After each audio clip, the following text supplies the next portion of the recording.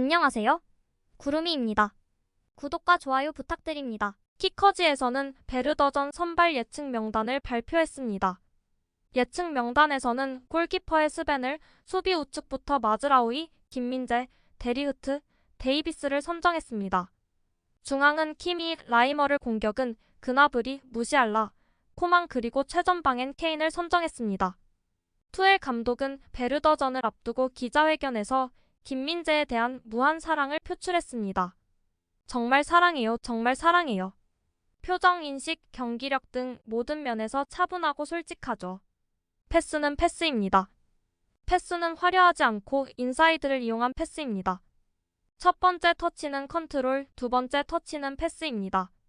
적절한 속도, 너무 세지도 않고 너무 느리지도 않고 튀지도 않고 화려하지도 않습니다. 빌드업 플레이어에게 원하는 것이기 때문에 너무 좋습니다. 그의 수비는 매우 용감하고 빠르고 돕고 있으며 항상 어깨 너머로 도울 수 있는 곳을 찾고 있습니다. 지금은 왼쪽 수비수에게, 다음에는 오른쪽 중앙 수비수에게 거리가 너무 가까울 때요. 정말 기쁜 일이죠. 지금까지 두 명의 한국 선수를 만났지만 두 선수는 정말 똑같아요. 매우 훈련되고 친절하고 겸손하고 명확합니다. 지금까지 아주 좋은 인상을 받았습니다.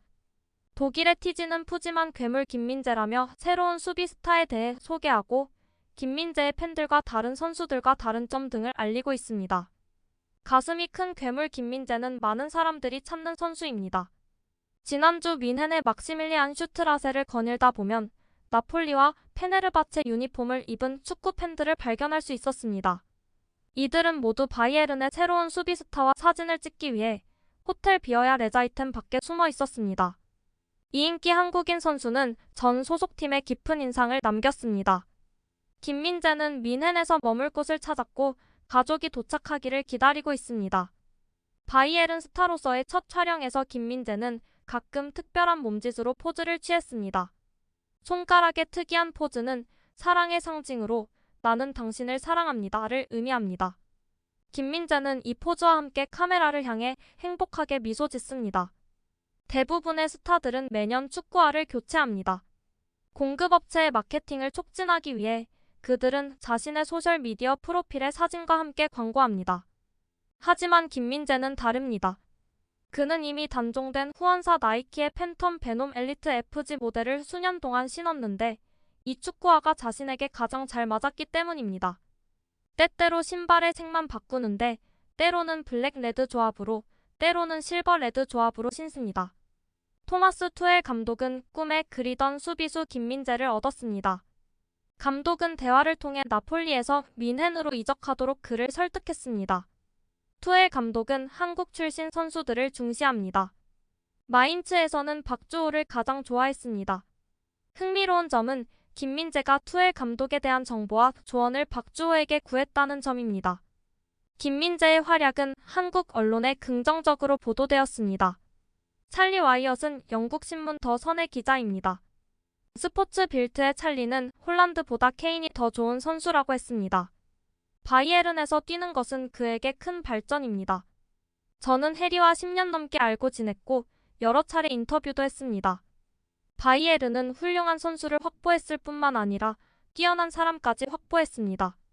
10대 시절 베컴을 우상처럼 여겼던 케인은 이제 슈퍼스타보다 더 뛰어난 선수가 되었지만 성격 면에서는 베컴과 더할 나위 없이 달랐습니다. 해리 케인은 술, 담배를 하지 않으며 나이트클럽을 좋아하지 않습니다. 케인은 NFL의 열렬한 팬입니다. 그는 선수 생활을 마친 후 프로 골퍼가 되는 것도 배제하지 않습니다. 케인은 첼시 훈련장에서 멀지 않은 웬트워스 골프장 근처에 거대한 새 집을 지었습니다. 부부가 은퇴 후 이곳에서 살 계획입니다. 개인 요리사와 함께요. 지금처럼요. 해리 케인은 다음 주에 토마스 밀러와 골프 라운딩을 할 계획이라고 말했습니다. 케인은 통산 280골을 기록했습니다. 그리고 3차례 프리미어리그 골든 부트를 수상했습니다. 케인과 홀란드 중 하나를 선택해야 한다면 저는 항상 케인을 선택할 것입니다. 지난 시즌 토트넘이라는 약한 팀에서 홀란드는 15골만 넣었을 테지만 케인은 30골을 넣었으니까요.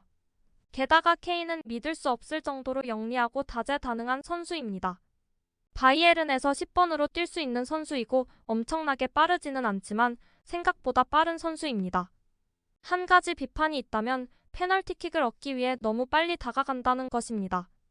바이에른은 이미 30살이지만 앞으로 수년 동안 최고의 기량을 보여줄 선수와 계약했습니다.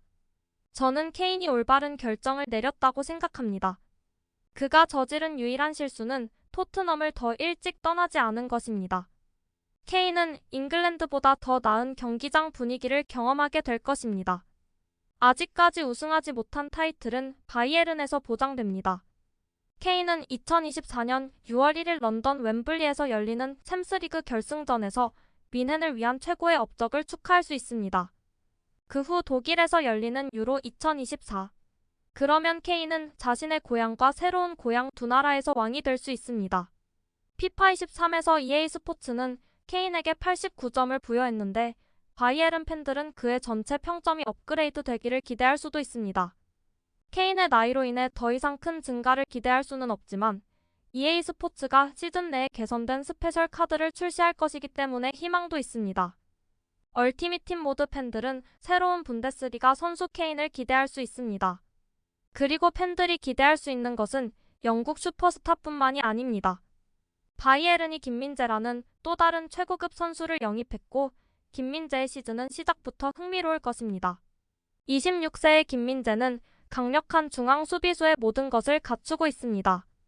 80이 넘는 스피드 능력치 외에도 장신은 좋은 신체 능력치로 다시 한번 눈에 띄게 될 것입니다. 수비 능력 또한 과소평가할 수 없는 수준입니다. 이 모든 것을 합치면 처음부터 유타 갬블러 팀에 들어갈 수 있는 골드 카드가 될 것입니다. 22-23 시즌 나폴리에서의 활약으로 인해 EA는 어쨌든 김민재 선수 카드를 크게 업그레이드해야 할 것입니다. 투엘 감독에게는 새로운 수비 6번이 최우선 순위로 남아 있습니다. 잠재적 후보로는 이브라임 상갈의 PSV, 윌프레드 은디디 레스터, 오렐리앙 추아메니 레알, 그리고 벤피카의 플로렌티노 루이스 선수가 있습니다. 중원의 키미인은 라이트백으로 포지션 변경이 논의 중이라고 합니다. 2020년 트리플 이후 중앙 미드필드 자리에서 점점 더 약해졌기 때문입니다. 물론 이 주제는 내부적으로 많은 불안을 야기하고 있기도 합니다. 스카이의 보도에 따르면 토마스 투엘 감독은 맨시티의 오르테가와 직접 전화통화를 한 것으로 알려졌습니다. 오르테가는 이적을 매우 고려하고 있는 것으로 알려졌습니다. 노이어의 복귀 계획이 연기되고 얀 존머, 리벨, 요하네스 생크가 떠난 바이에른은 현재 팀의 골키퍼가 스벤 울라이 한 명뿐입니다. 노이어의 팀 훈련 복귀는 아직 불투명합니다. 그리고 백업 키퍼를 과르디올라 감독은 지키려고 합니다. 우리는 그를 원합니다. 미안하지만 우리는 그를 원합니다. 우리는 그를 팔고 싶지도 않고 빌려주고 싶지도 않습니다. 우리는 그가 필요합니다. 과르디올라 감독은 지금 오르테가를 놓친다면 시장에서 다른 골키퍼를 찾아야 하는데 쉽지 않은 일이라고 덧붙였습니다. 스카이의 보도에 따르면 이번 주 맨시티와 세비야의 유럽 슈퍼컵 결승전이 끝난 후 결정이 내려질 것으로 예상됩니다. 세비야는 보노 키퍼를 보내는 조건으로 2천만 유로를 원했고 바이에른의 관심은 급격히 식었습니다. 보노는 보너스 포함 2,100만 유로에 알 힐랄 이적을 앞두고 있습니다. 데이비드 데헤아는 지난 몇 주 동안 큰 고려 대상이 아니었습니다. 하지만 케파 룰리 이후 내부적으로 논의가 있었습니다. 데헤아의 에이전트와 연락을 주고받았고 이적의 청신호가 켜졌습니다. 개인적인 조건은 문제가 되지 않을 것입니다. 하지만 현재 오르테가가 최우선 순위입니다. 이번 이적이 성사되지 않는다면 데헤아는 곧 이적이 확정될 수 있습니다. 이강인은 곧 마누엘 우가르테, 워렌 자일의 에메리로 구성된 미드필더 트리오 포지션에 합류할 예정이고 다닐로 비티냐, 파비안 루이즈, 카를로스 솔레르는 미드필더 백업 선수로 이름을 올렸습니다. 새로운 미드필더 영입은 아직 검토 중입니다. 네이마르와 이강인은 프리시즌 동안 싹 트는 브로맨스를 보여주었습니다. 하지만 네이마르는 알 힐랄로 떠났고 이강인은 소셜미디어를 통해 새로운 장을 시작하는 네이마르에게 작별 인사를 전했습니다. 짧은 시간이었지만 저에게는 매우 특별했습니다. 정말 감사하고 최선을 다하길 바랍니다. 네이마르는 이강인에게 감성적인 답장을 보냈고 많은 사람들을 가슴 뭉클하게 만들었습니다. 시간이 조금만 더 있었으면 하지만 너는 이미 내 마음속에 자리 잡고 있어. 나중에 보자, 아들아. 구독과 좋아요는 제작하는 데 큰 힘이 됩니다. 감사합니다. 다음에 또 보아요.